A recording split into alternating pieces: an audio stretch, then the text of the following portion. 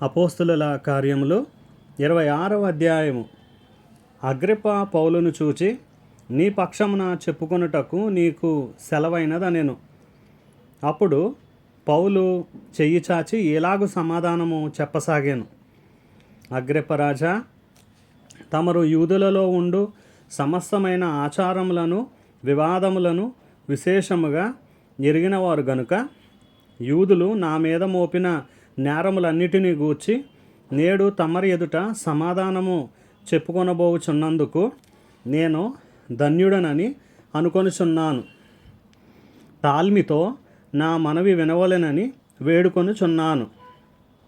మొదటి నుండి యెరూషలేములో నా జనము మధ్యను బాల్యము నుండి నేను బ్రతికిన బ్రతుకు ఎలాంటిదో యూదులందరూ ఎరుగుదురు. వారు మొదటి నుండి నన్ను ఎరిగినవారు గనుక సాక్ష్యమిచ్చుటకు వారికిష్టమైతే నేను మన మతములోని బహు నిష్టగల తెగను అనుసరించి పరిసయుడునుగా ప్రవర్తించినట్లు చెప్పగలరు. ఇప్పుడైతే దేవుడు మన పితరులకు చేసిన వాగ్దానము విషయమైన నిరీక్షణను గూర్చి నేను విమర్శింపబడుటకు నిలిచియున్నాను. మన 12 గోత్రముల వారు ఎడతెగక దివారాత్రులు దేవుని సేవించుచు ఆ వాగ్దానము పొందుదుమని నిరీక్షించుచున్నారు. ఓ రాజా, ఈ నిరీక్షణ విషయమే యూదులు నా మీద నేరం మోపి ఉన్నారు. దేవుడు మృతులను లేపునను సంగతి నమ్మదగినదని మీరెలా ఎంచుచున్నారు?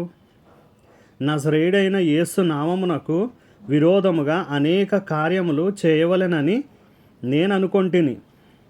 యెరూషలేములో నేను అలాగు చేసి తిని.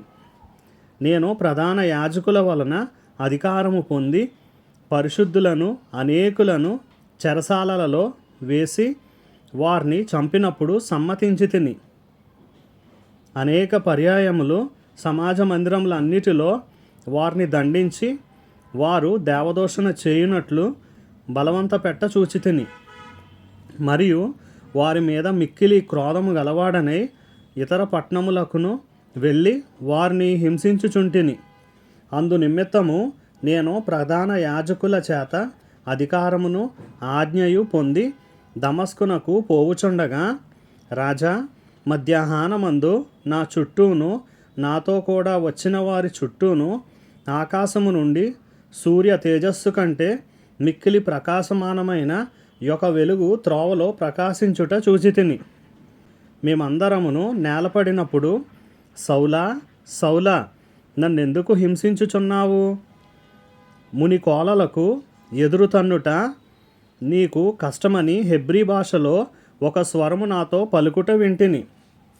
అప్పుడు నేను, ప్రభువా, నీవు ఎవడవని అడుగగా, ప్రభువు, నేను నీవు హింసించుచున్న యేసును. నీవు నన్ను చూచియున్న సంగతిని గూర్చియు నేను నీకు కనబడబోవు సంగతిని గూర్చియు నిన్ను పరిచారకునిగాను సాక్షినిగాను నియమించుటకై కనబడి ఉన్నాను. నీవు లేచి నీ పాదములు మోపి నిలువుము. నేను ఈ ప్రజల వలనను అన్యజనుల వలనను హాని కలగకుండా నిన్ను కాపాడేదను. వారు చీకటిలో నుండి వెలుగులోనికిని సాతాను అధికారము నుండి దేవుని వైపునకును తిరిగి నా యందలి విశ్వాసము చేత పాప క్షమాపణను పరిశుద్ధపరచబడిన వారిలో స్వాస్థ్యమును పొందునట్లు వారి కన్నులు తెరుచుటకై నేను నిన్ను వారి వద్దకు పంపెదనని చెప్పాను. కాబట్టి అగ్రిప్ప రాజా, ఆకాశము నుండి కలిగిన ఆ దర్శనమునకు నేను అవిధేయుడను కాక మొదట దమస్కులోని వారికిని యెరూషలేములోను యూదయ దేశమంతటను తరువాత అన్యజనులకును వారు మారు మనస్సు పొంది దేవుని తట్టు తిరిగి మారు మనస్సునకు తగిన క్రియలు చేయవలెనని ప్రకటించుచుంటిని. ఈ హేతువు చేత యూదులు దేవాలయంలో నన్ను పట్టుకుని చంపుటకు ప్రయత్నం చేసిరి. అయినను నేను దేవుని వలనైన సహాయము పొంది నేటి వరకు నిలిచియుంటిని. క్రీస్తు శ్రమపడి మృతుల పునరుద్ధానము పొందిన వారిలో మొదటివాడగుటి చేత ఈ ప్రజలకును అన్యజనులకును వెలుగు ప్రచురింపబోవునని ప్రవక్తలను మోషేయు ముందుగా చెప్పినవి కాక మరి ఏమీయూ చెప్పక అల్పులకును గనులకును సాక్ష్యమిచ్చుచుంటిని. అతడు ఎలాగూ సమాధానము చెప్పుకొనుచుండగా ఫేస్తు, పౌలా, నీవు వెర్రివాడవు, అతి విద్య వలన నీకు వెర్రి పట్టినదని గొప్ప శబ్దముతో చెప్పెను. అందుకు పౌలు ఇట్లనేను, మహాఘనత వహించిన ఫేస్తు, నేను వెర్రివాడను కాను గాని సత్యమును స్వస్థబుద్ధియు గల మాటలనే చెప్పుచున్నాను. రాజు ఈ సంగతులెరుగును గనుక అతని ఎదుట నేను ధైర్యముగా మాటలాడుచున్నాను. వాటిలో ఒకటియు అతనికి మరుగై ఉండలేదని రూఢిగా నమ్ముచున్నాను. ఇది ఒక మూలను జరిగిన కార్యము కాదు. అగ్రిప్ప రాజా, తమరు ప్రవక్తలను నమ్ముచున్నారని నేనెరుగుదును. అందుకు అగ్రిప్ప, ఇంత సులభముగా నన్ను క్రైస్తవుని చేయజూచుచున్నావే అని పౌలుతో చెప్పెను.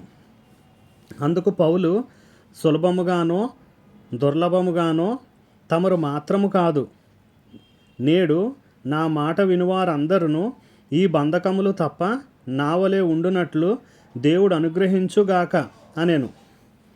అంతటా రాజును అధిపతియు బెర్నీకేయు వారితో కూడా కూర్చుండిన వారును లేచి అవతలకు పోయి, ఈ మనుష్యుడు మరణమునకైనను బంధకములకైనను తగినదేదియు చేయలేదని తమలో తాము మాట్లాడుకొనిరి. అందుకు అగ్రిప్ప, ఈ మనుష్యుడు కైసరు ఎదుట చెప్పుకొందునని అనని ఎడల ఇతనిని విడుదల చేయవచ్చునని ఫేస్తుతో చెప్పెను.